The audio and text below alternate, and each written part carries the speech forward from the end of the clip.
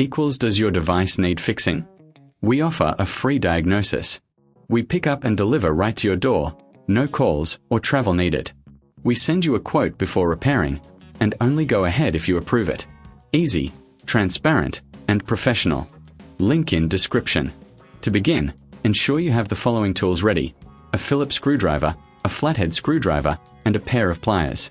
First, unplug your Dyson HD01 from the power source to ensure safety during the repair.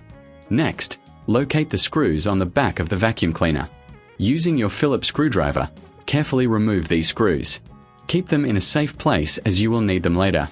Once the screws are out, gently pull the back cover away from the main body of the vacuum. This will expose the internal components, including the cable connection. Now, take a moment to inspect the internal area for any dust or debris. It's a good idea to clean the space with a soft brush or cloth to ensure optimal performance after the repair. If you find this task overwhelming, remember we offer professional diagnosis without obligation, so you can always reach out for assistance. With the area clean, locate the cable connection point. You will see where the cable is attached to the motor. Using your pliers, carefully disconnect the old cable from the motor.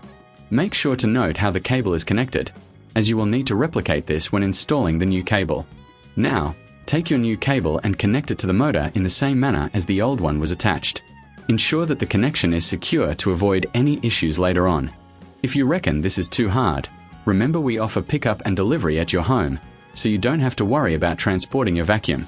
Once the new cable is connected, it's time to reassemble the vacuum. Carefully place the back cover back onto the main body, ensuring that all components are aligned correctly. Replace the screws you removed earlier, tightening them securely with your Phillips screwdriver.